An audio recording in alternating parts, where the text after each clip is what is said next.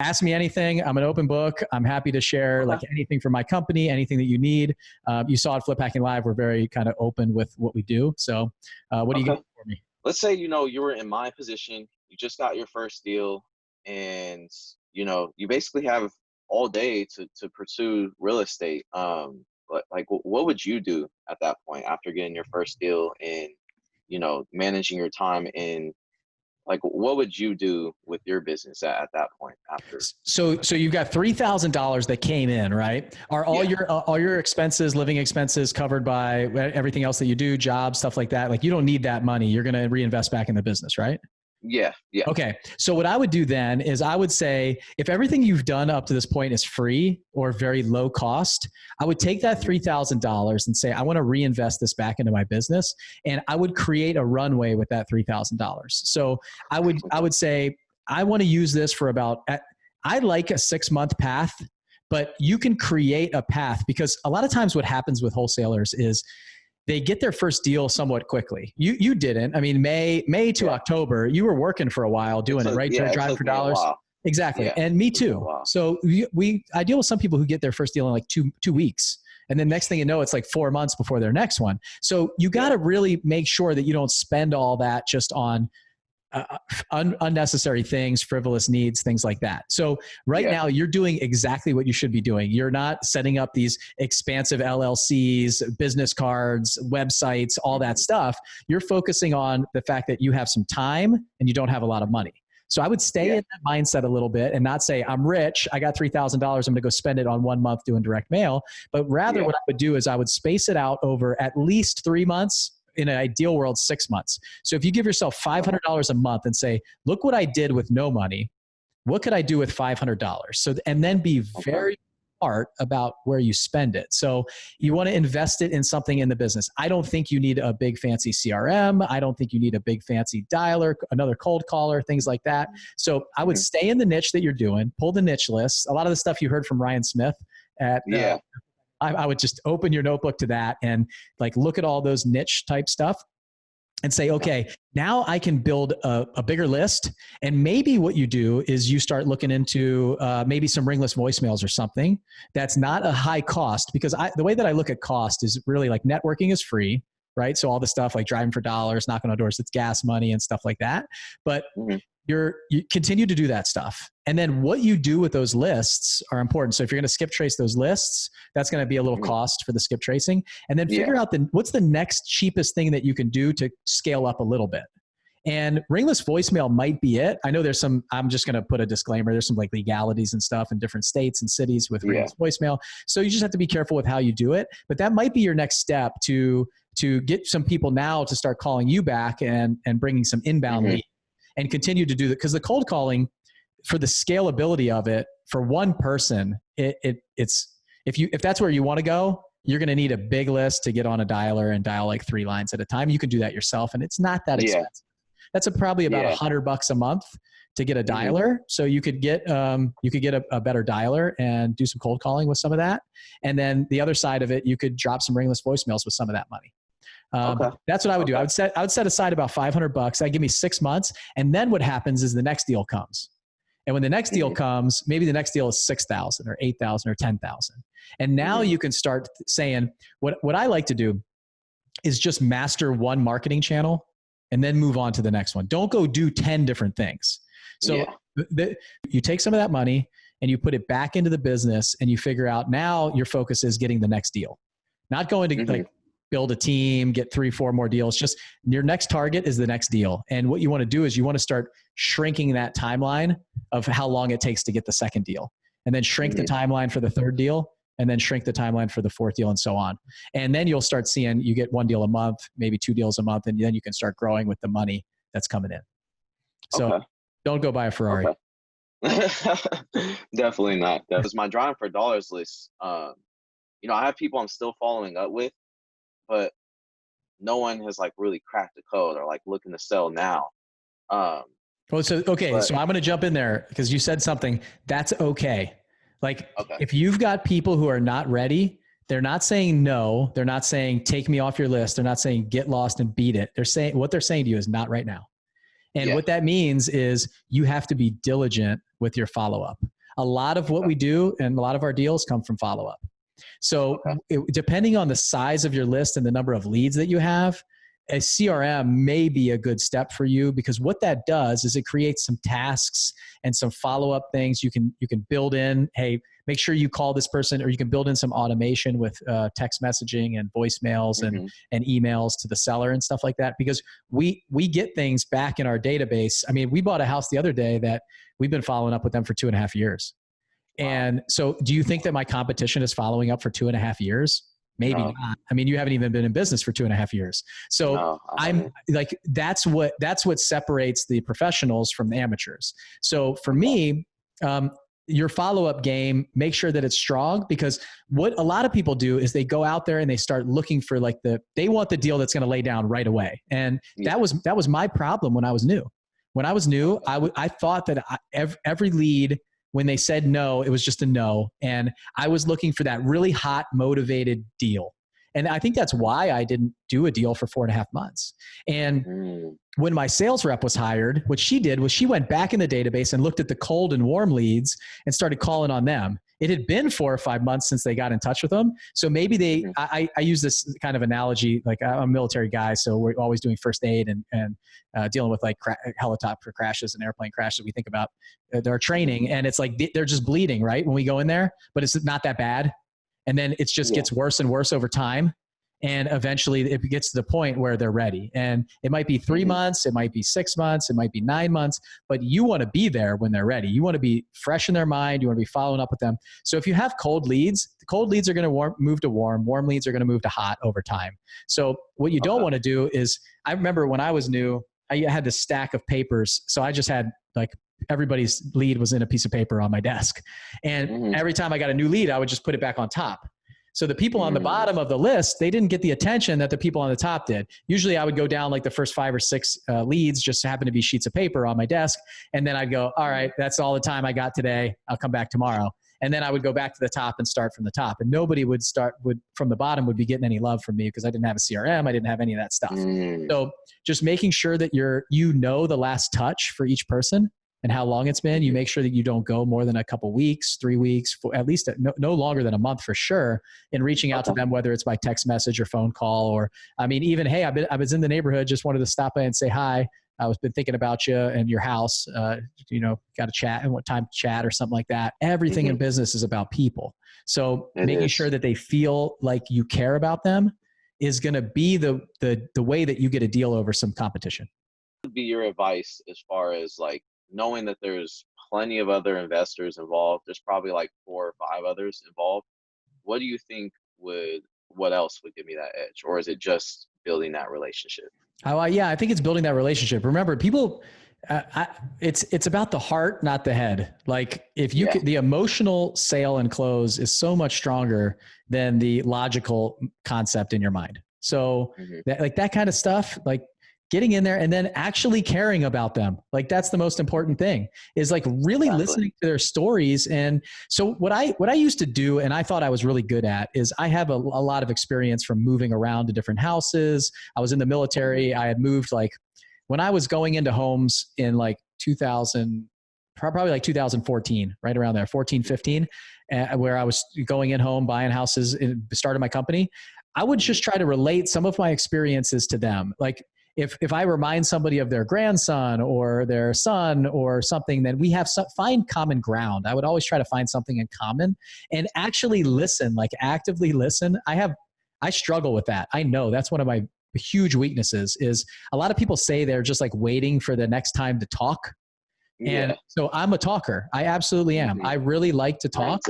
And to understand your weaknesses and really figure out where your strengths are, like we talked about at the event, is strengthening your strengths. But knowing that I struggle listening, I have to tune out everything. I have to avoid I have to turn my brain off, avoid thinking about all the other 10 things that I have going on, my to-do list, what's coming up next, and really like look at them. And there was a quote that I heard from a speaker at an event that I went to, and one of my personal development events that I attended. And he said, if you treat somebody like they're the only person in the room, Like that's how people want to be treated. Nobody else is around, whether it's your spouse, whether it's your family, whether it's your friends, like they just want to know that you're there with them. And the people, a lot of investors don't understand that. Like they go in there like looking for an outcome and looking for a reason and a way to sell these people, as opposed to just actually just trying to help. I think what I did really well, and I think what you could do really well, is go in there as a consultant and really just say, hey, if this isn't the right thing for you, how can I help you get to the next step in your life, and like truly care and want to help? And when you come in with that kind of sincerity, if you don't get the deal, it's okay. Because you helped somebody, you gave them the opportunity, you gave them that option. When you go in there trying to close someone, you will come out losing. Like, even if you get the deal, a lot of times, it's just not the way to do business. And so she's shopping, right? So she's playing the bidding game. And when I hear that, when that stuff starts coming out, then now it's about, okay, is this just about the money? And then maybe the next question, the follow-up question is, so you don't care who it is that you do business with, it's just all about the money for you?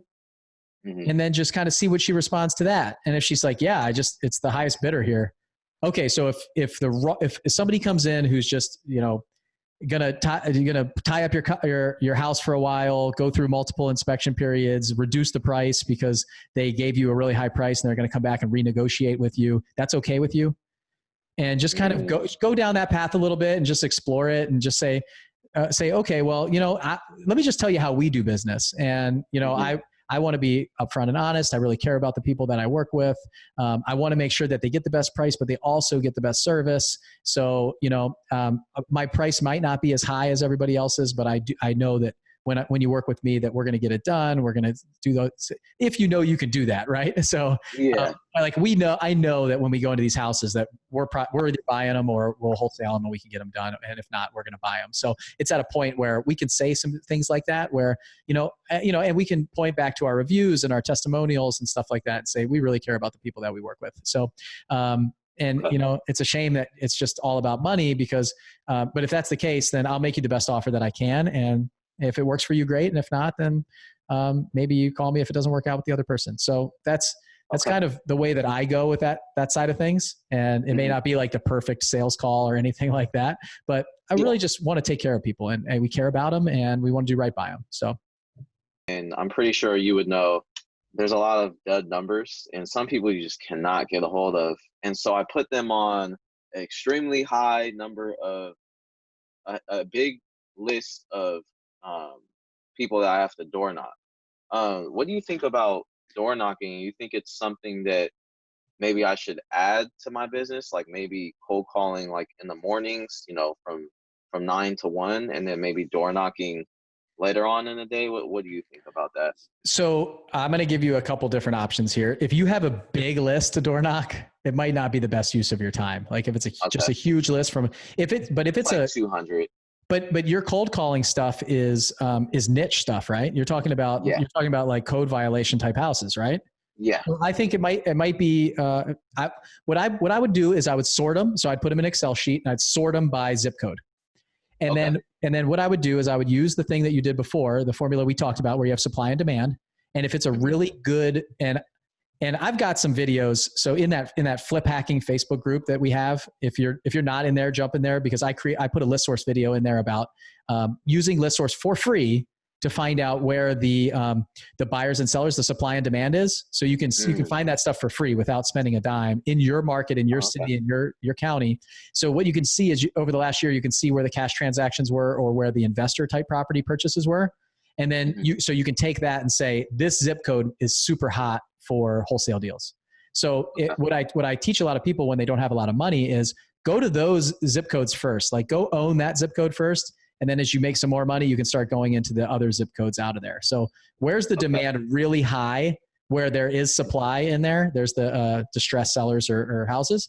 And then start there. Like if you only have enough money and usually it's in the direct mail teaching that I do, is start in those top 2 or 3 zip codes and spend just blanket those areas and then start going down from there. So I would say that like you can sort by the zip codes. So you can see maybe you start with an area that is really hot for wholesale deals, and you wouldn't go door knock in the Brentwood neighborhood, right? You go door knock in the neighborhood that you might not want to be door knocking in. So that's another thing to think about. Yeah. So pick an area that you're comfortable in and stuff like that. But the other answer to that question is, so I wouldn't necessarily go out and do all 200 unless it makes like you start seeing some progress, seeing some deals. Okay. Because that's a little bit different conversation, right? You're knocking on somebody's door and it's like, hey, your house looks like crap. Can I buy it? You gotta work that script a little bit, right? So, but what I would do then also is the door knocking side of things is you're doing something that nobody else is willing to do. Mm-hmm. And when you are willing to do what others are not willing to do and getting in the uncomfortable space, that's where money lives. It lives in the area where people talk about door knocks like, I'm not going to door knock. You're not going to door knock because you don't want to. You're going to get shot down. They're going to tell you to get off their doorstep. You're going to feel uncomfortable. So it's a little bit different sales strategy. You need to look very unthreatening. The script, the conversation is a little bit different from the beginning. You want to quickly build some rapport. You probably want to do some more like body language mirroring and stuff like that. And step back from the door and come away so they don't feel that you're really threatening. But that's the stuff that people aren't willing to do. And when you're living in that world, then that's where deals and money live, because we're not doing that. I'll tell you right now, my company's not doing that. The big companies aren't doing that. People in our mastermind group aren't doing that because they live in the, I have money, so I'm going to go spend money to find leads area. You live in the, I don't have money, but I have time area. And when you live there, and those people are like networking and maybe cold calling, driving for dollars, sending mail pieces. They're not necessarily knocking on doors either. So that is like the peak of the peak for like low competition. Okay. So I would highly recommend it. But watch your time spent, the fruit that it's bearing, those kind of things. So track your numbers. Same thing. I went and knocked on 20 doors today. I didn't talk to anybody. I got no leads. You do that every day. And then it takes 5 hours, let's say. And then you spend 5 hours cold calling. I got 15 leads. I got 2 appointments. And, I think I have a potential deal in there. Then can I spend double of my time cold calling instead of door knocking? And will it bear more fruit? Or am I maxed out at those hours of the day? So now I'm going to go door knock. So just watching your, your time in, your return on time, and your return on investment as far as money goes. I look at all the marketing that I do in my world as like a lake, right? And there's fish all around the lake. Well, that one zip code that you're talking about is like the honey hole that has like 25% of the deals in my zip code. There's areas in some of our cities that produce about 50% of our income, just one zip code. Wow. Produce 50% of the revenue for the company. So, and some of those were zip codes that I never wanted to go into when I was first getting started. So knowing where the supply and demand is and what the marketplace looks like is so important in this business, whether you're a flipper or a wholesaler. This goes for either one. So knowing, like, some people will say, I'm not going to go flip over there because there's so many flippers over there. They're flipping a ton of houses. I'm going to go to this other area where flippers aren't flipping. They're not flipping over there for a reason. Like, you don't need to go over there and create your own model, your own flipping model. Go flip where everybody's, like, tons of people are doing deals over there because there's a lot of available deals. There's a lot of buyers. There's a lot of inventory. There's all that stuff. Like, just think about it. Like, why is that happening instead of going against the grain, right? So, and I look forward to seeing your success. So keep in touch. Make sure you tell me how you're doing, and then we'll kind of share with the community of where you're going. So I had a lot of fun, man. I'm excited to see where you go. 22-year-old Dante. Let's see where you are at 23. So yes, sir. I'm ready, man. I'm just ready to get back going, to hop on the calls and just get some more deals and provide value to the marketplace, man. Awesome. It's incredibly motivating. So if you guys are, this is awesome. I'm so excited for you. So, all right. Hey, I had fun, and I'll see you on the podcast. And if I don't talk to you before next year, hopefully you send me some updates, but I'll see you at Flip Hacking Live next year for sure.